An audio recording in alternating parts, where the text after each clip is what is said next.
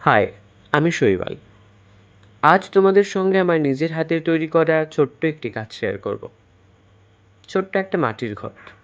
দেখতে খুব সাধারণ, কিন্তু এর সঙ্গে জড়িয়ে আছে আমার মনের এক সুন্দর অনুভূতি এবং ছোট্ট একটা স্মৃতি।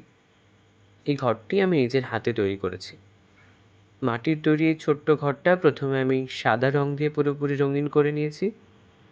তারপর তার উপর দিয়েছি হলুদ রঙের একটা প্রলেপ। হলুদ রং দেওয়ার পর থেকেই ঘরটাকে আমার কাছে একটু অন্যরকম সুন্দর লাগতে শুরু করেছিল।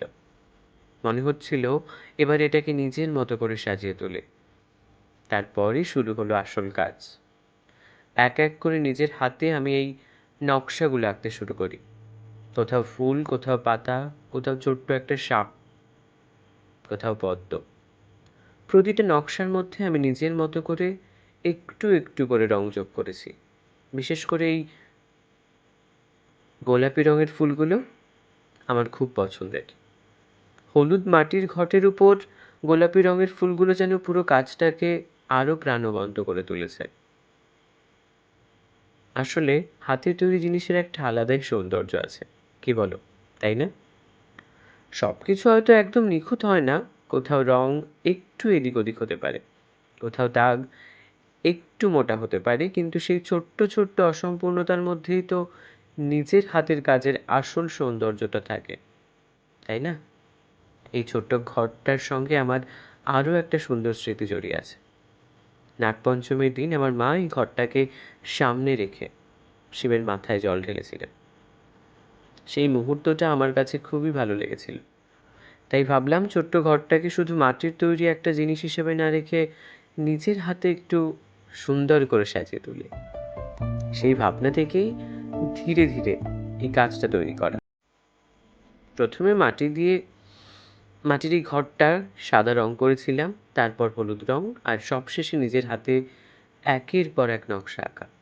পুরো প্রক্রিয়াটাই আমার কাছে বেশ আনন্দের ছিল। আঁকাতে আমি কখনোই প্রফেশনাল নই। যখন মন চাই আঁকি। কিন্তু হ্যাঁ, আঁকার অনেক কালেকশন আমি আমার ঘরে সবসময় রেখে দিই। রং তুলি দেখেই যেন মন ভরে যায়। আমার মনে হয় ইচ্ছেটাই সবচেয়ে বড় জিনিস। কয়েকটা রং বা নিজের কল্পনার শক্তি থাকলেই হয়তো তৈরি হয়ে যেতে পারে এমনই একটা ছোট্ট সুন্দর কাজ। এই ঘরটা বানাতে গিয়ে আমি সেটাই অনুভব করেছি। প্রতিটা ফুল আঁকার সময়, প্রতিটা পাতা রং করার সময়, এমনকি নিজের ছোট ছোট নকশাগুলো করার সময় মনে হয়েছে আমি শুধু একটা মাটির ঘট সাজাচ্ছি না, নিজের হাতে একটা স্মৃতিকে আরো সুন্দর করে তুলছি। আর যখন পুরো কাজটা শেষ করে ঘরটার দিকে তাকাই, তখন মনে হয় ছোট্ট হলেও এর মধ্যে অনেকটা ভালোবাসা রয়েছে। আর হয়তো এটাই হতে পারে সবচেয়ে সুন্দর কোনো কিছু। এগুলো শুধু জিনিস হয়ে থাকে না, এগুলোর সঙ্গে আমাদের সময়, পরিশ্রম, অনুভূতি আর স্মৃতিও জড়িয়ে থাকে। তাই এই ছোট্ট মাটির ঘরটা আমার কাছে বিশেষ। হয়তো এটা খুব বড় কোনো শিল্পকলা নয়, কিন্তু এটা আমার নিজের হাতের তৈরি।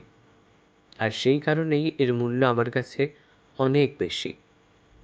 তোমাদের যদি এই ধরনের নিজের হাতে তৈরি ছোট্ট ছোট্ট কাজ ভালো লাগে, তাহলে অবশ্যই জানাবে এবং অবশ্যই নিজেরা বাড়িতে বানানোরও চেষ্টা করবে, যেমন পারো। হুম, তেরা বেঁকা হোক তবুও আমার, এমন ভঙ্গিতে, বুঝলে? যাই হোক, শেষে এটাই বলবো, নিজের হাতে তৈরি ছোট্ট একটা জিনিসও কখনো কখনো অনেক বড় আনন্দ এনে দিতে পারে। আর সেই আনন্দের সঙ্গে যদি মিশে থাকে পরিবারের ভালোবাসা আর কোনো সুন্দর স্মৃতি, তাহলে সেই কাজটা আমাদের কাছে আরো বেশি আপন হয়ে যায়। এই ছোট্ট মাটির ঘরটাও ঠিক তেমনই। মাটি দিয়ে তৈরি, রঙের সাজানো, আর তার মধ্যে মিশে আছে আমার নিজের হাতের ছোঁয়া এবং সুন্দর অনেক স্মৃতি। কেমন হয়েছে আমাকে জানিও। একেবারে অপটু হাতেই বানানো এই ছোট্ট একটা শিল্পকলা।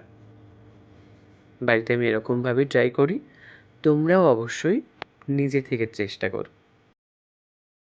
ভালো লাগলে লাইক, শেয়ার, কমেন্ট করতে একদম ভুলবে না। টাটা।